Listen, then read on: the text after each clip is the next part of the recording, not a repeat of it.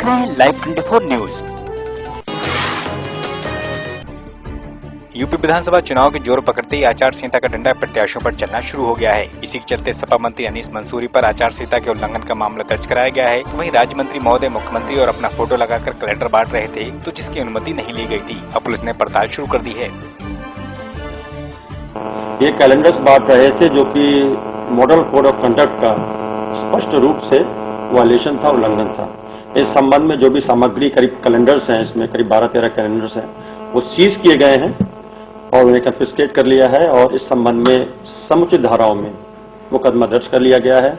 और दर्ज करने के बाद जो है मामला विवेचनाधीन है। जो तथ्य हमारी विवेचना में आएंगे उसी के अनुरूप हमारी आगे की कार्रवाई की जाए। प्रतापगढ़ में कोटेदार की मनमर्जी चलती है, जिसके चलते कोटेदार घटतौली करते हैं। इसी के चलते पट्टी की सराय मदई में कोटेदार की शिकायत ग्रामीणों ने आलाधिकारियों से की, तो वहीं लाइव 24 टीम ने यहां घटतौली को रंगे हाथों पकड़ा। अब कोटेदार इस मामले पर खुद अपनी सफाई पेश कर रहा है।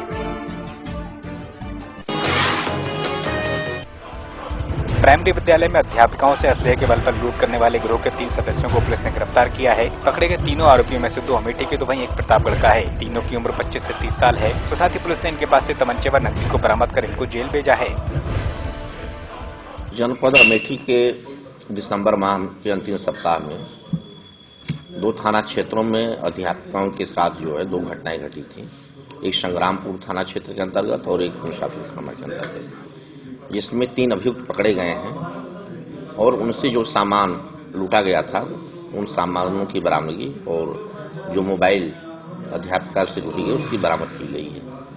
तो ये तीनों पकड़े गए हैं, 2 संग्रामपुर थाना क्षेत्र के हैं तथा एक अभियुक्त जो है प्रतापगढ़ थाना कोतवाली क्षेत्र का है। इनके द्वारा जो बताया जा रहा है कि पहले भी जो है इन्होंने 2 लूट की थी, एक प्रतापगढ़ में की थी और एक रायबरेली में। आचार संहिता के चलते खनन माफियाओं पर कोई लगाम नहीं है, जबकि जिलाधिकारी ने भी कार्रवाई के आदेश दिए हैं। बीते काफी दिनों से गर्रा नदी के किनारे पुल के नीचे खनन माफिया सक्रिय हैं, फिर भी प्रशासन खामोश है। अब जब प्रशासन के आलाधिकारी डीएम को इसकी जानकारी दी गई, तब मामले में कार्रवाई के आदेश हुए हैं।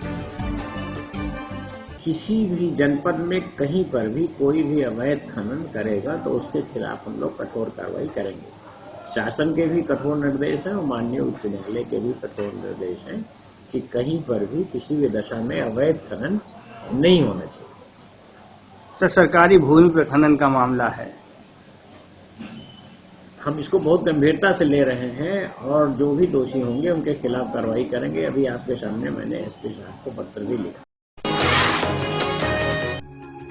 कुशीनगर के राजकीय बौद्ध संग्रहालय के सभागार में इलेक्ट्रो होम्योपैथी के जनक डॉक्टर काउंट सीमर मेटी का 208वां जयंती समारोह मनाया गया। इस मौके पर कई राज्यों से आए चिकित्सकों ने इसमें शिरकत की, तो वहीं दीप प्रज्वलित कर आयोजन की शुरुआत की गई, तो वहीं पुष्पांजलि अर्पित कर उनको याद भी किया गया।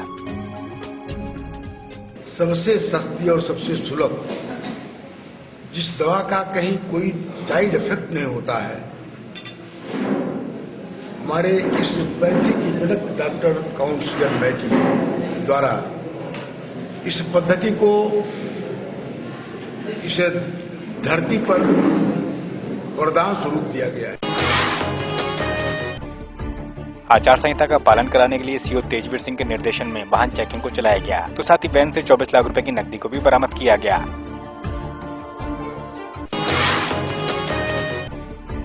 रायबरेली के भदोकर में 11,000 की बिजली की लाइन का तार टूटने से 2 बकरियों की मौत हो गई, तो वहीं अन्य बकरियां भी झुलस गईं। बताते हैं कि ऐसे में 100 नंबर पर तैनात सिपाही न्याज अली ने वहां बहादुरी दिखाते हुए एक महिला को बचा लिया। जिले के शंकरगढ़ और कोराव में डीएम के आदेश के बाद सरकारी और गैर सरकारी स्कूलों की 14 तक के अवकाश के बाद भी यहाँ प्राइवेट स्कूल खुले हुए नजर आ रहे हैं। सीतापुर में हाईवे 24 पर टोल प्लाजा पर वाहन चेकिंग के दौरान पुलिस ने 2 लाख की नकदी जब्त की, तो वहीं वाहन मालिक का कहना है कि वे शादी में शामिल होने बिहार जा रहे थे, इसी वजह से उनके साथ कैश था। अब टीएम ने कागजी कार्रवाई कर कैश को जब्त किया है।